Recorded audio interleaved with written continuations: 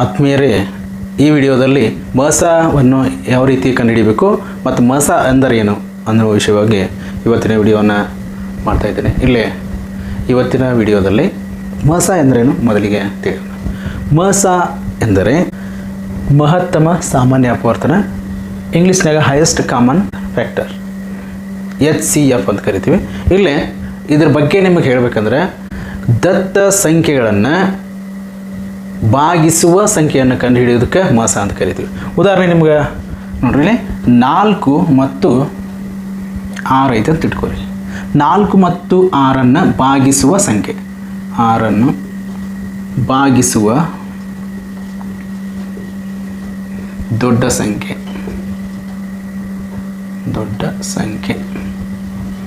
ಯಾವುದು ಅಂತ ಕೇಳಿದ್ರೆ ಅದೇ ಮೋಸ ಅಂತ ಕರಿತೀವಿ. ಇಲ್ಲಿ ನೋಡ್ರಿ, ನಾವು ಭಾಗಾಕಾರ ಲೆಕ್ಕದೊಳಗೆ ಈ ಶಬ್ದವನ್ನು ನೋಡ್ತೀವಿ. ಭಾಗಿಸುವ ಸಂಖ್ಯೆ ಅಂದರೆ ಭಾಜಕ, ನೋಡ್ರಿ ಡಿವೈಸರ್ ಅಂತಾರೆ ಇಂಗ್ಲೀಷ್ನಾಗ. ಈಗ ಇದರ ಅರ್ಥ ಏನಪ್ಪ, 4 ಮತ್ತು 6 ಭಾಗಿಸುವ ದೊಡ್ಡ ಸಂಖ್ಯೆ ಅಂದರೆ ನಮಗೆ ಬೇಕಾಗಿದ್ದು 4 ಭಾಗಿಸ್ಬೇಕು ಮತ್ತು 6 ಭಾಗಿಸ್ಬೇಕು, 6 ಭಾಗಿಸ್ಬೇಕು, 4 ಭಾಗಿಸ್ಬೇಕು, ಒಂದು ದೊಡ್ಡ ಸಂಖ್ಯೆ ಇಲ್ಲಿ ಬರುವಂಥ ದೊಡ್ಡ ಸಂಖ್ಯೆ ಅಂದಾಗಿದೆ. ಹಾಗಾದರೆ ಭಾಗಿಸುವ ಸಂಖ್ಯೆ ಅಂದರೆ ಭಾಜಕ, ಭಾಗಿಸುವ ಸಂಖ್ಯೆ ಅಂದರೆ ಭಾಜಕ, 6 ಭಾಗಿಸ್ಬೇಕು, 4 ಭಾಗಿಸ್ಬೇಕು. ಅಂಥ ದೊಡ್ಡ ಸಂಖ್ಯೆ ಯಾವುದು ಅಂತ ಕೇಳಿದರೆ ಅದಕ್ಕೆ ಮೋಸ ಅಂತ ಕರಿತೀರಿ. ಇಲ್ಲಿ ನೋಡ್ರಿ, ಮಹತ್ತಮ ಸಾಮಾನ್ಯ ಅಪವರ್ತನ. ಮಹತ್ತಮ ನೋಡ್ರಿ, ದೊಡ್ಡದಾಗಿರಬೇಕು, ಎರಡು ಕಡೆ, 2 ಸಂಖ್ಯೆ ಇದ್ರೆ 2 ಎಷ್ಟು ಇರ್ತಾವೆ ಅಷ್ಟು, 2 ಕಡೆ ಇರಬೇಕು. 3 ಇದ್ರೆ 3 ಎಷ್ಟು ಇರ್ತಾವೆ ಅಷ್ಟು ಸಾಮಾನ್ಯ. ಇದು ಅಪವರ್ತನಗಳನ್ನು ಬರಿಬೇಕು. ನೋಡ್ರಿ, ಉದಾಹರಣೆ ಇದೇ ಉದಾಹರಣೆ ಕಂಟಿನ್ಯೂ ಮಾಡ್ತೀನಿ. 4ರ ಅಪವರ್ತನಗಳು, 4ರ ಅಪವರ್ತನಗಳು ಯಾವ್ಯಾವ ಬರಿತೀರಿ? 1, 2, 4. 6ರ ಅಪವರ್ತನಗಳು,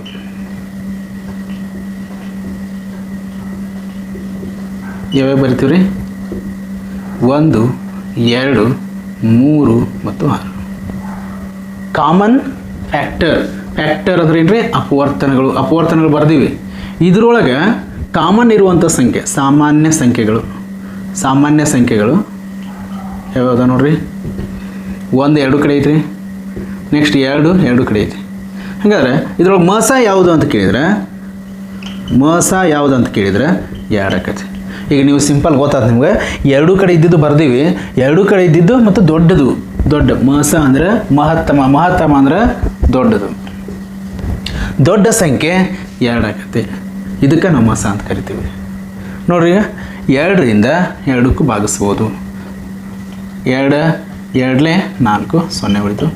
ಇಲ್ಲಿ 2ರಿಂದ ಭಾಗಿಸ್ಬೋದು. 2 3 6 0 ಉಳಿತು. ಅಂದರೆ ನಿಶೇಷವಾಗಿ ಭಾಗಿಸುವ ಅತಿ ದೊಡ್ಡ ಸಂಖ್ಯೆಯನ್ನು ಮೋಸ ಅಂತ ಕರಿತೀವಿ. ನೋಡಿರಿ, ಮೋಸ ಅಪವರ್ತನಗಳು ಬರ್ದೀವಿ. 6 ತೊಗೊಳಕ್ಕೆ ಬರೋದಿಲ್ಲ, 6 ಇದಕ್ಕೆ ಭಾಗಿಸ್ಬೋದು, ಇದಕ್ಕೆ ಭಾಗಿಸೋಕೆ ಬರೋದಿಲ್ಲ. 1 ತೊಗೋಬೋದು, ಸಾಂದಕತೆ. ಹಾಗಾದ್ರೆ 2 ಕಡೆ ಇದ್ದದ್ದು 2, ಇದಕ್ಕೆ ಮೋಸ ಅಂತ ಕರಿತೀರಿ. ಇದು ಕ್ಲಿಯರಾಗಿ ಅರ್ಥ ಮಾಡ್ಕೊರಿ. ಇನ್ನು ಮೋಸವನ್ನು ಕಂಡು ಹಿಡಿಯೋಕೆ ನಮ್ಗೆ 4 ವಿಧಾನಗಳು ಅದಾವೆ. 1ನೇ ವಿಧಾನ ಯಾವುದಪ್ಪ ಅಂದರೆ ಅಪವರ್ತನ ಪಟ್ಟಿ ಮಾಡುವ ವಿಧಾನ.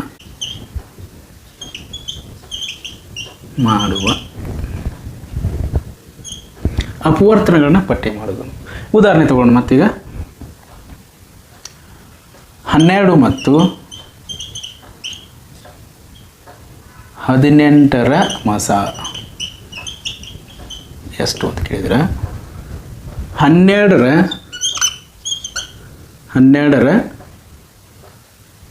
ಅಪವರ್ತನಗಳನ್ನು ಬರಿಬೇಕು. 12ರ ಅಪವರ್ತನಗಳು ಯಾವ್ಯಾವ ನೋಡ್ರಿ? 1 ಇದಕ್ಕೆ ಯಾವ್ಯಾವ ಮಗ್ಗಿ ಒಳಗೈತಿ, 12 ಯಾವ್ಯಾವ ಮಗ್ಗಿ ಒಳಗೈತಿ ಬರೀದ. ಇದರಿಂದ ನಾವು ಯಾವ ಸಂಖ್ಯೆ ಬರಿತೀವೋ ಅದರಿಂದ ಇದಕ್ಕೆ ಭಾಗಿಸಕ್ಕೆ ಬರಬೇಕು. ಭಾಗಿಸಿದಾಗ ಶೇಷ 0 ಬರೀಬೇಕು. ಅಂದರೆ 12 ಯಾವ್ಯಾವ ಮಗ್ಗಿ ಒಳಗೈತಿ ಬರೆದ್ರೆ ನೀವು ಅಪವರ್ತನಗಳನ್ನ ಬರೆದಂಗೆ. ನೋಡಿ, 2 6 3 4 4 3 ನೆಕ್ಸ್ಟು 5 ಇಲ್ಲ, 5 2 10 ಆಕತಿ, 2 ಉಳಿದೈತಿ. 6 2 7 ಇಲ್ಲ, 8 ಇಲ್ಲ, 9 ಇಲ್ಲ, ಒಮ್ಮೆ 12. ಇವು ಅಪವರ್ತನಗಳು. ನೆಕ್ಸ್ಟ್ 18ರ ಅಪವರ್ತನಗಳು.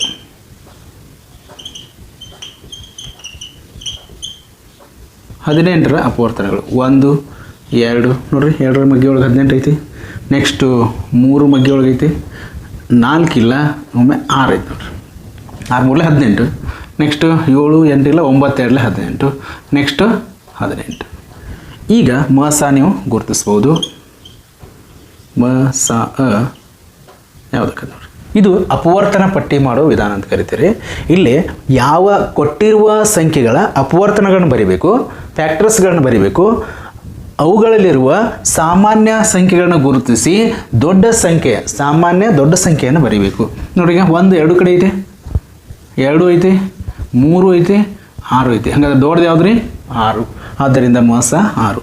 ಮ ಸ 6 ಯಾಕಂತ ಹೇಳಿ ನಮ್ಗೆ ನೋಡ್ಬೇಕಾರೆ ಮ ಸ ಅಂದರೆ ಮಹತ್ತಮ ಸಾಮಾನ್ಯ ಅಪವರ್ತನ. ಮಹತ್ತಮ ಅಂದರೆ ದೊಡ್ಡದು ಬರ್ದಿರಿ. ನೆಕ್ಸ್ಟ್ ದೊಡ್ಡದು ಗುರುತಿಸೀವಿ. ನೆಕ್ಸ್ಟು ಸಾಮಾನ್ಯ ಎಲ್ಲ ಕಡೆ ಇದ್ದಿದ್ದು ಅಪವರ್ತನ ಬರ್ದಿರಿ. ಹಾಗಾದ್ರೆ ಏನಾಯ್ತು ರೀ? 6 ಮ ಸ ಆಯ್ತು. ಇದು ಮೊದಲನೇ ವಿಧಾನ. ಇನ್ನು ಇದೇ ರೀತಿ ಇದೇ ಸಂಖ್ಯೆಗಳನ್ನ ತೊಗೊಳ್ಳೋಣ. ನಿಮಗೆ ಕನ್ಫರ್ಮ್ ಈಗ ನೆನ್ಪಿಟ್ಕೋಬೇಕು. ಮ ಸ 6 ಆಗೈತೆ ರೀ, 12 ಮತ್ತು 18. ಇನ್ನು ಎರಡನೇ ವಿಧಾನ ಅಪವರ್ತನ ವಿಧಾನ. ಎರಡನೇ ವಿಧಾನ ಅಪವರ್ತನ ವಿಧಾನ. ಅಪವರ್ತನ ವಿಧಾನ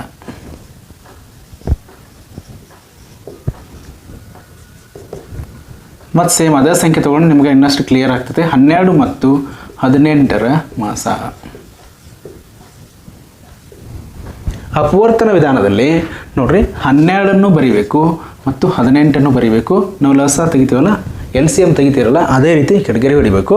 ಈಗ ಎರಡೂ ಕಡೆ 2 ಸಂಖ್ಯೆ ಅದಾವಾಗ ಎರಡೂ ಸಂಖ್ಯೆಗಳನ್ನ ಭಾಗಿಸುವ ಸಂಖ್ಯೆಯನ್ನು ಇಲ್ಲಿ ಬರಿಬೇಕು. ವಿಶೇಷವಾಗಿ ಭಾಗಿಸುವ ಸಂಖ್ಯೆಯನ್ನು ಬರೀತೀರಿ.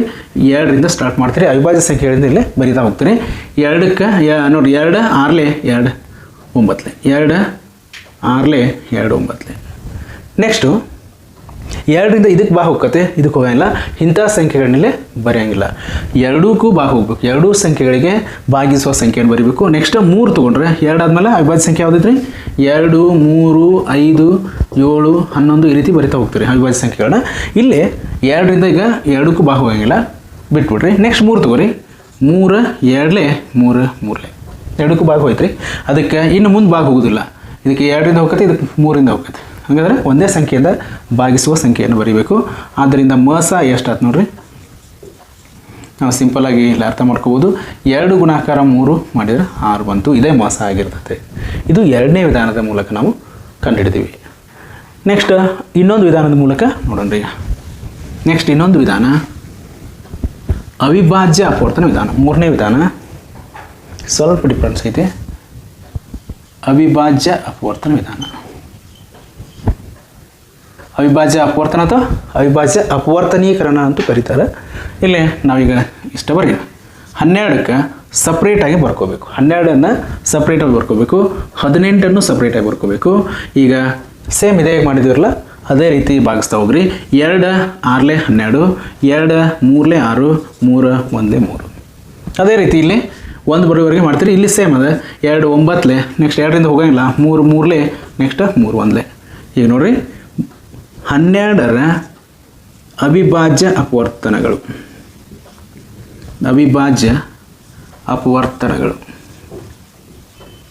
ಪ್ರೈಮ್ ಫ್ಯಾಕ್ಟರೈಸೇಷನ್ ಅಂತ ಕರಿತೀರಿ ಇದಕ್ಕೆ ಇಂಗ್ಲೀಷ್ನಾಗ. 2 × 2 × 3. ಅದೇ ರೀತಿ 18ರ ಅವಿಭಾಜ್ಯ ಅಪವರ್ತನಗಳು.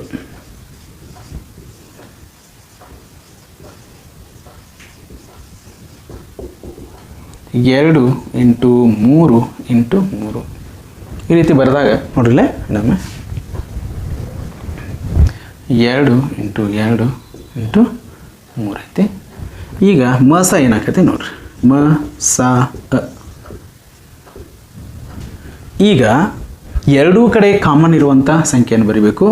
ನೋಡ್ರಿ 2 ಕಡೆ ಐತಿ. ಒಂದೇ ಸರಿ ಬರಿಬೇಕು. ಇದನ್ನ 2 ಇಲ್ಲೊಂದು ಸರಿ ಐತಿ, ಇಲ್ಲೊಂದು ಸರಿ ಒಂದು ಸರಿ. ಮತ್ತೊಮ್ಮೆ ಇಲ್ಲಿ ಒಂದು 2 ಇತ್ತಂದ್ರೆ ಇಲ್ಲಿ 2 ಐತೆ, 2 ಸಲ ಬರಿಬೋದಾಗಿತ್ತು. ಇಲ್ಲಿ 18ರ ಅಪವರ್ತನದಲ್ಲಿ 2 ಮಾತ್ರ ಒಂದೇ ಐತಿ. ಹಾಗಾದ್ರೆ ಇಲ್ಲಿ 1 ಬರೀತೀರಿ. ನೆಕ್ಸ್ಟು ಇಲ್ಲಿ 3 ಒಂದೇ ಐತಿ. ಹಾಗಾದ್ರೆ ಇಲ್ಲಿ 3 1 ತೊಗೋಬೇಕು. ಈ 2ರ ಬದಲಾಗಿ 1 ತೊಗೋತೀರಿ. ಈ ಗುಣಾಕಾರ ಮಾಡಿದರೆ 6 ಬಂತು. ಇದೇ ಮ ಸ ಆಗಿರ್ತದೆ.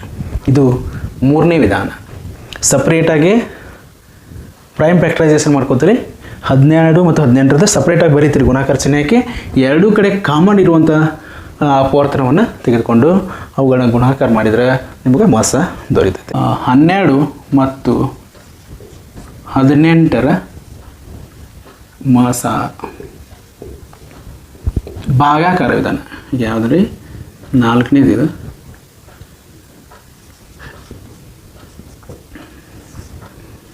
ಭಾಗಾಕಾರ ವಿಧಾನ ಮೂಲಕ. ಭಾಗಾಕಾರ ವಿಧಾನ ನಮಗೆ ದೊಡ್ಡ ಸಂಖ್ಯೆಗಳಿದ್ದಾಗ ಭಾಳ ಹೆಲ್ಪ್ ಆಗುತ್ತೆ. ಈಗ ನಿಮಗೆ ಅದನ್ನು ಗೊತ್ತಾದ್ರೆ ಸಾಕೀಗ 12 ಮತ್ತು 18 ಈ ರೀತಿ ಬರಿಬೇಕು. ಭಾಗಾಕಾರ ಯಾವ ರೀತಿ ಮಾಡ್ತೀರಿ ಆ ರೀತಿ ಗಿರಿ ಹೊಡ್ಕೊಂಡು ಬರಿಬೇಕು. ಈಗ 12 ಬಗ್ಗೆ ಎನಿಸ್ತೀರಿ, 12ರಿಂದ ಭಾಗಿಸ್ತೀರಿ. 12 ಬಂದಲೇ 12 ಎಷ್ಟು ಉಳಿತು ರೀ? 6 ಉಳಿತು. ಇಲ್ಲೇ 0 ಉಳಿತು. ಈ 6ಅನ್ನು ಶೇಷ ಉಳಿತಲ್ಲ, ಶೇಷವನ್ನು ಭಾಜಕ ಮಾಡಿ ಮೊದಲಿದ್ದ ಭಾಜಕವನ್ನು ಭಾಜ್ಯ ಮಾಡಬೇಕು ಮತ್ತು ಅದನ್ನು ಕಂಟಿನ್ಯೂಸ್ ಆಗಿ ಮುಂದೆ ಬರಿಬೇಕು. 6 2 12 0 ಬರುವವರೆಗೆ ಹಿಂಗೆ ಭಾಗಿಸ್ತಾ ಹೋಗ್ತಾರೆ. ಕೊನೆಯ ಭಾಜಕ ಮಸ ಆಗಿರುತ್ತದೆ. ಆದ್ದರಿಂದ ಮಸ ಏನಾಯ್ತು ರೀ? 6 ಆಯಿತು. ಈ ರೀತಿ ನಾವು ಮಸ ಲೆಕ್ಕಗಳನ್ನ ಆರಾಮಾಗಿ 4 ವಿಧಾನಗಳಲ್ಲಿ ಯಾವುದಾದ್ರೂ ನಮಗೆ ಯಾವ್ದು ಈಸಿ ಅನಿಸ್ತೈತೆ ಅದರಿಂದ ನಾವು ಮಸ ಕಂಡುಹಿಡಿಬೋದು. ಇನ್ನು 3 ಸಂಖ್ಯೆಗಳಿದ್ವು ಅಂದರೆ ಇದೇ ಒಂದು ಲೆಕ್ಕ. ಇನ್ನೊಂದು ಸಂಖ್ಯೆ ಇತ್ತು ಅಂತ ತಿಳ್ಕೊರಿ. 24 ಐತೆ ಅಥವಾ 28 ಏನೋ ಐತೆ ಅಂತ ತಿಳ್ಕೊರಿ. ಸುಮ್ಮನೆ ನಮಗೆ ಒಂದು ಸಂಖ್ಯೆ ಐತೆ ಅಂತ ತಿಳ್ಕೊಳ್ಳೋಣ. ಈಗ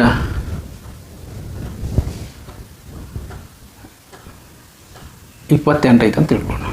ಈಗ 6ಅನ್ನು ಈ ಇನ್ನೊಂದು ಸಂಖ್ಯೆ ಇತ್ತಲ್ಲ ಇಲ್ಲಿ ಮತ್ತು 28 ಹಿಂಗೆ ಒಂದು ಲೆಕ್ಕ ಇತ್ತಂದರೆ 2 ಸಂಖ್ಯೆಗಳ ಮಸ ತೆಗೆದು ಭಾಗಾಕಾರ ವಿಧಾನದಲ್ಲಿ ಆ ಮಸದಿಂದ ಇನ್ನೊಂದು ಉಳಿದ ಸಂಖ್ಯೆಯಿಂದ ಭಾಗಿಸ್ಬೇಕು. ನೋಡಿ, ಈಗ 6 4 24 ಭಾಗಾಕಾರ ಮಾಡ್ತೀರಿ. ಎಷ್ಟು ಉಳಿತು ರೀ? 4 ಉಳಿತು. 0. ಈ 6 ಮತ್ತು ಇಲ್ಲೇ ಬಂತು. 4 1 4 2 ಉಳಿತು. ಈ 4 ಮತ್ತು ಇಲ್ಲಿ ತೊಗೋತೀರಿ. 2 2 4. ಕೊನೆಯ ಭಾಜಕ ಏನಾಯ್ತು ಈಗ? ಮಸ 2 ಆಕೈತಿ.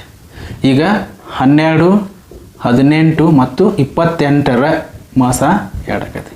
2 ಸಂಖ್ಯೆ ಇದ್ದು ಅಂದರೆ 6 ಆಕಿತ್ತು. ಆ ಮಸದಿಂದ ಮತ್ತೊಂದು ಸಂಖ್ಯೆಗೆ ನಾವು ಭಾಗಿಸ್ತಾ ಹೋದಾಗ ಇನ್ನೊಂದು ಸಂಖ್ಯೆಯಿಂದ ಭಾಗಿಸಿದಾಗ ಮಸ 2 ಆಗುತ್ತೆ. ಈ ರೀತಿ ಇನ್ನೊಂದು ಸಂಖ್ಯೆ ಇತ್ತಂದರೆ ಈ ಮಸನ ಇನ್ನೊಂದು ಸಂಖ್ಯೆಯಿಂದ ಇನ್ನೊಂದು ಸಂಖ್ಯೆಗೆ ಭಾಗಿಸ್ತಾ ಹೋಗಬೇಕು. ಈ ರೀತಿ ನಾವು ಮಸವನ್ನು ಈ 4 ವಿಧಾನಗಳ ಮೂಲಕ ಸರಳವಾಗಿ ಸುಲಭವಾಗಿ ಮಸವನ್ನು ಕಂಡುಹಿಡಿಬೋದು.